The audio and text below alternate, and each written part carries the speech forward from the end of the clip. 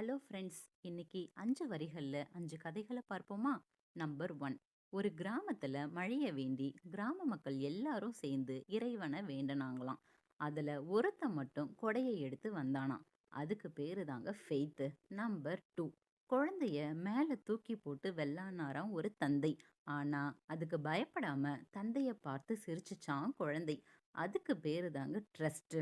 Number 3.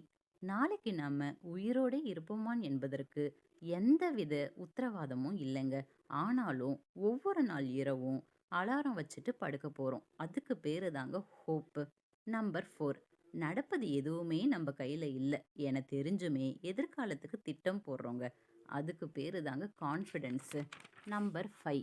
உலகமே கஷ்டப்படுறத நாம டெய்லியுமே பார்த்துட்டு வந்தாலும் அது போல நமக்கு கஷ்டம் வரும் தெரிஞ்சும் நம்ம திருமணம் செய்து கொள்கிறோங்க.